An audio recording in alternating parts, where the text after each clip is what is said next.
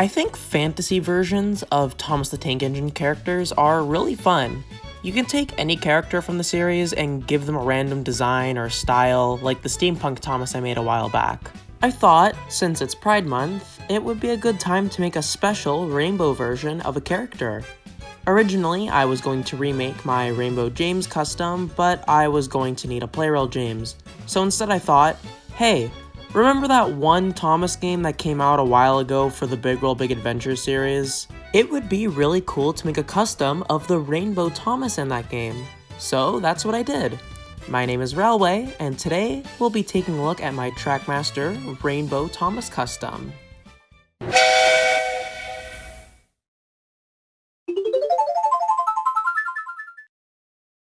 Taking inspiration from the Rainbow Thomas in the Big World Big Adventures game, I pretty much had a design for this custom. I knew there were some things I was going to leave out of the design, however. Mainly the cloud details on the engine. I like them and I think it's a cute design, but I felt it was a little too cluttered and just having the rainbow element was a lot nicer and overall had a more clean look. Aside from that, everything else in the design was going to be on the custom.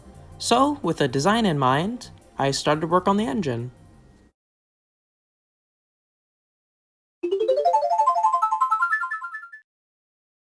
To make this custom, I used a hit toy company, Trackmaster Thomas. Before I could start any painting on the train, I was gonna have to clean it up and fix the motor. The engine and motor were disassembled for cleaning. I kept all of the smaller pieces of the engine in this truck here, so that I wouldn't lose them. While I was removing the side rods, I accidentally broke one. Oops. The battery terminals were not too bad, thankfully. Just need a bit of cleaning and they'll be good to go. The old traction tires were removed as they were not going to work. I disassembled the motor and cleaned all the gears too. The engine and chassis were also cleaned to get rid of any dirt that may be stuck on them. This was also done to remove the sticker details. After cleaning everything, the motor was reassembled. The engine body still had some stuff on it, left over from the sticker details, so I just used rubbing alcohol to remove it. Perfect. Now that the engine is clean, we can add the primer coat.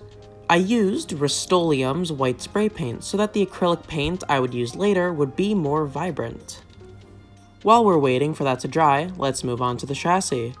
To be consistent with the other engines I'm making, I was going to have to remove the lamp irons and lamp. The reason is so that my engines can have interchangeable head codes. Yeah, I'm taking away some of the detail, but it doesn't really bother me too much. Removing the lamp irons was very easy, and afterwards I just used sandpaper to get rid of any extra plastic. The part of the running board where the headlamp was had a hole at the bottom. This was an easy fix, as all I did was take a small piece of plastic card and glue it to the bottom. To fill it in, I used Tamiya putty. Once it dried, I sanded it down till it was smooth. The engine body was now dry, and we can start to paint it. I used apple barrel acrylic paint for all the colors on the engine. I had to do around 5 to 6 coats of paint to get a nice even layer. This was very time consuming, but was totally worth it, as the paint came out very nice. Unfortunately, I couldn't remove the coal load detail as it was glued in, so to work around this, I made a new coal piece out of resin. The coal was then painted in Rust-Oleum's black spray paint. The body of the train was pretty much complete aside from the decals, so I moved on to painting the running board. I ran out of Tamiya masking tape and was going to have to use a different one. Yeah, I could have just ordered some from Amazon, but I was on a time crunch to get this custom completed. So I used a different masking tape and hoped for the best. Thankfully, the paint came out perfect, and I was relieved. After the running board dried, I painted the bottom of the chassis black and painted the smokebox frames purple to match the front of the engine's smokebox. For the face, I made a resin cast of the Trackmaster RC Thomas face. I used this specific one as it's my favorite Thomas face from the Trackmaster range. I painted it and used a white Posca paint pen for the eyes and a paintbrush for the eyebrows. I wanted to add some blush on Thomas, so I used some crushed up pastels and brushed it on. With the painting complete, I reassembled the engine. Last thing to do was add the decals and clear coat the engine.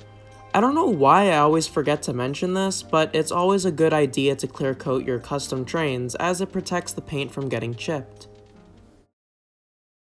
And with that, the custom was complete. This has to be one of my favorite customs I've made, and I think it came out really good. Considering this custom is just a recolor, it was not an easy paint job, but I'm so happy with it.